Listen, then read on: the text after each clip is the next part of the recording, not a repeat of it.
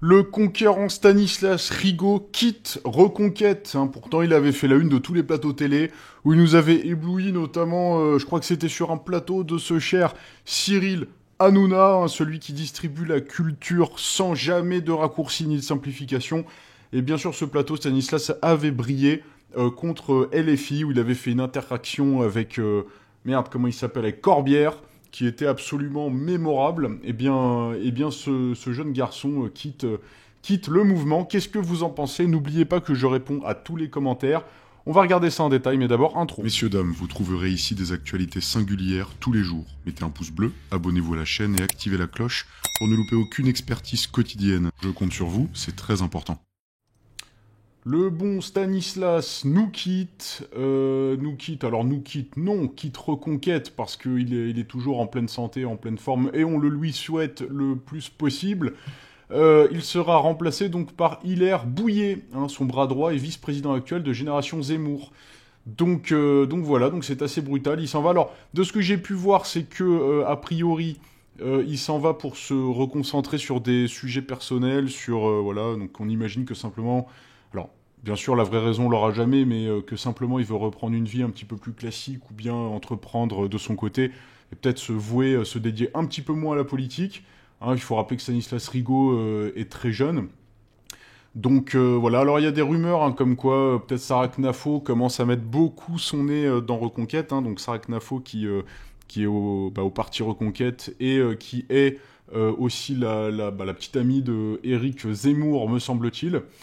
Donc voilà, donc tout ça va bouger. On ne l'aura plus à Reconquête, donc on espère qu'il y aura un punchliner un petit peu de ce niveau, parce que chez LFI, on a aussi des punchliners qui sont prêts à en découdre, et puis bon, voilà, quand il y a de l'interaction et de l'ajout verbal, on aime bien quand même. Donc voilà, alors on va regarder un petit peu quand même ce qu'en pense la plèbe. Alors on va regarder ça. Bon là, j'ai pas pris le journal le plus neutre, valeur actuelle. Alors, qu'est-ce qu'on nous dit? D'un autre côté, c'est pas comme s'il quittait un parti, il quitte un couple, car sous les 1%, on quitte rien, il y avait quoi à pas quitter. Qui a l'article en entier? Il finira au RN, pas con, le garçon, l'avenir est plus certain que chez Zemmour, incapable d'avoir un député. C'est qui? Dommage, car il a mis des énormes PLS aux gauchistes. Oui, on s'en souvient tous, qu'il a fait des interactions qui étaient assez brutales. Mais bon, le milieu de la politique, ça reste un truc assez hardcore, donc on peut comprendre qu'il a envie d'autre chose. Bonjour, comme vous faites pour lire, ok. Stanislas a eu la délicatesse d'envoyer un mail aux adhérents pour expliquer son choix. Il prend un autre itinéraire, mais continue à soutenir les idées de Reconquête. Voilà, bon bah là, alors bon, quelle carrière on peut avoir après ça, parce qu'on est effectivement, on est étiqueté de manière assez agressive, très étiqueté, donc j'imagine, voilà, donc à mon avis, une carrière en dehors de la politique, ça va être, bon, c'est faisable, mais plus compliqué. Quelqu'un peut ajouter une note de communauté, voilà. Le pauvre ne fait pas partie de la communauté, il n'était pas invité aux soirées avec Enrico et Meyer. Le parti a de bonnes idées, mais des soutiens douteux et des actions parfois aux antithèses de ce qu'il pêche.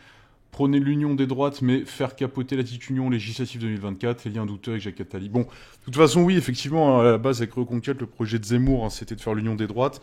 Toujours compliqué de faire l'union des droites quand on arrive avec un parti qui est encore plus extrême au niveau des idées que le Rassemblement National, et de vouloir unir. Donc, quand on veut unir, on est censé être une jointure, et la jointure, elle est souvent au milieu. Donc, en fait, il faudrait être au milieu du RN et des LR. Bon, lui, il s'est retrouvé à la droite du RN. Toujours compliqué d'être l'unificateur dans ces cas-là. Donc, moi, je pense qu'il avait misé sur une popularité très soudaine et très forte. Je pense qu'il a sous-estimé... Enfin, il a surestimé, en fait, la popularité qu'avaient ses idées. Et du coup, il s'est retrouvé un petit peu à l'abandon après son gros coup de com', etc. là-dessus.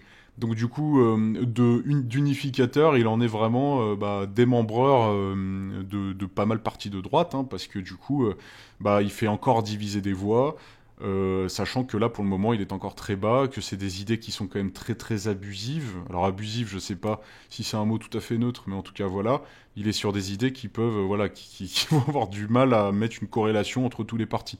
Je sais pas ce que vous en pensez, vous. Je vous laisse me le dire en commentaire. Je vous lirai et je vous répondrai avec plaisir. Je vous dis à la prochaine. Salut!